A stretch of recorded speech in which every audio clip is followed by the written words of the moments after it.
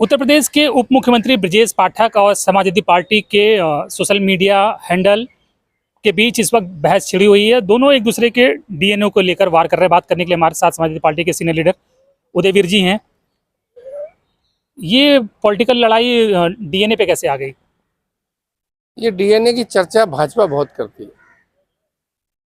जब देखो सदन के अंदर डीएनए, सदन के बाहर डीएनए, इसका डीएनए, बिहार में डीएनए, दिल्ली में डीएनए, लगातार डीएनए डीएनए कर बोलते रहते थे। हम लोगों ने पहले स्पष्ट कर दिया था कि उनके स्तर पे कोई दूसरा अपोजिशन का राजनीतिक दल नीचे नहीं उतरता है, और हमने स्पष्ट कर दिया था कि ये हैंडल हमारी पार्टी का आधिकारिक हैंडल नहीं।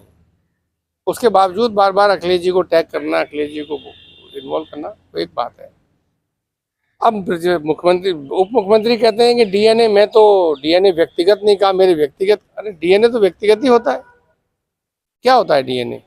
एक बायोलॉजिकल चीज है। किसी का डीएनए पे सवाल उठाना गाली ही हुआ। कोई नाम ले न ले, माँ बाप दादे, यही डीएनए है। और क्या डीएनए है? तो ब्रजेश पाठक डीएनए करते थे। किसी ने उनसे प्रेरणा पाके, आदमी ने देखा कि ये आदमी गाली दे दे के, इधर की उधर चुगली करके, लोगों की बुराई करके, तीखी भाषा, विपक्ष के नेता माननीय अखिलेश जी से लेके सबके बारे में, माननीय नेताजी सबके बारे में निम्न स्तरीय बातें बोल बोल के ये तरक्की पा रहा है। तो उनके विरोध में किसी कार्यकर्ता ने भी लिख दिया। उसने सोचा होगा मेरी भी तरक्की हो जाएगी। तो ये बीमारी के जन्मदाता तो वही हैं, ब्रजेश पाठक, जो रोज डीएनए बताते हैं। उनकी प्रतिक्रिया स्वरूप जो भी बोला गया है, तो मुझे लगता है जो भी डीएनए ला रहा है सब पे समान कार्रवाई होनी चाहिए। लेकिन बहुत हर्ट हो गए। वो कह रहे हैं कि मेरे पेरेंट्स पर इस तरह की टिप्पणी कर दी गई, उसमें दो तीन जो रेड लाइट एरिया है उनका जिक्र कर दिया गया। नहीं, इस भाषा को राजनीति में कोई प्रेशर नहीं देगा, हम लोग भी नहीं देंगे। लेकिन हर्ट होने वाली बात कुछ नहीं है। वो तो रोज दूसरों के डीएनए के बारे में बोलते थे, तब दूसरे हर्ट नहीं होते होंगे। और ना उनकी कोई विचारधारा है, ना उनकी कोई पार्टी है, उनका क्या हर्ट होना है? पूरा लखनऊ जानता है तिवारी जी उनके बिल्कुल गॉडफादर थे। अखिलेश जी ने भी एक बड़ा लंबा लेटर लिखा सोशल मीडिया पे। उन्होंने कहा था कि हम इसका पटक्षेप करना चाहते हैं, आप भी मत कुछ कहें, और जिन लोगों ने कहा है हम उनसे भी कहेंगे कि वो ये सब मत करें। नहीं, हम लोगों ने तो कह दिया, उसके बाद उन्होंने फिर उस बात को आगे बढ़ाया। उन्होंने आज लिख दिया डीएनए से। एक खलियड़ उप मुख्यमंत्री, जिसको मुख्यमंत्री के नाराजगी के चलते अपने विभाग में काम न कर पा रहा हो, कोई प्रभावशाली काम न छोड़ पा रहा हो, वो इसी तरह न्यूज में बना रहना चाहता है। भाई वो डॉक्टर लोहिया की बात कर रहे हैं, जेपी की बात कर रहे हैं, विचारधारा पे ज्ञान दे रहे हैं। अरे क्या ज्ञान दे रहे हैं भाई?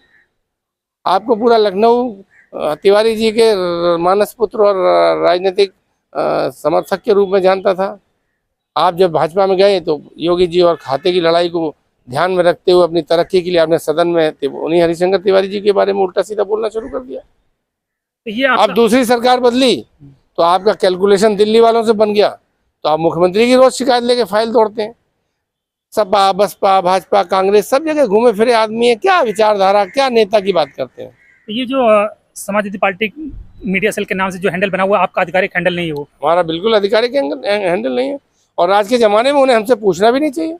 उन्होंने जब एफआईआर कर दी है तो उस एफआईआर के हिसाब से टेक्निकली इस्टेब्लिश हो जाएगा कि कौन से शहर से चल रहा है, कौन सा नेट यूज़ हो रहा है, कौन सा मोबाइल यूज़ हुआ है, कौन सा सिम नंबर है, कौन सा मोबाइल का आईपी एड्रेस है, क्या सब टेक्निकली इस्टेब्लिश हो सकता है। वो सरकार में है, सारी एजेंसियां उनके पास हैं, फिर हमारे पीछे पीछे क्यों घूम रहे भाई?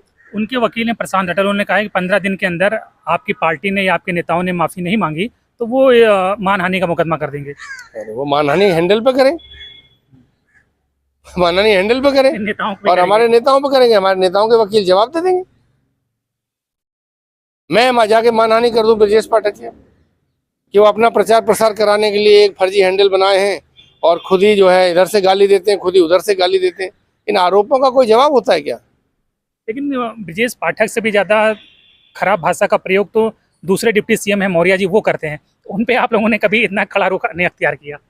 हमने कहाँ किया? हम तो आपसे भाई वो उस हैंडल की नज़र में नहीं आए होंगे, या आए होंगे, उसने कभी बहुत बार रडार पे नहीं लिया, रडार पे लिया होगा, बहुत बार बोला होगा, मौर्य जी ने समझदारी समझ के आगे जवाब नहीं दिया होगा।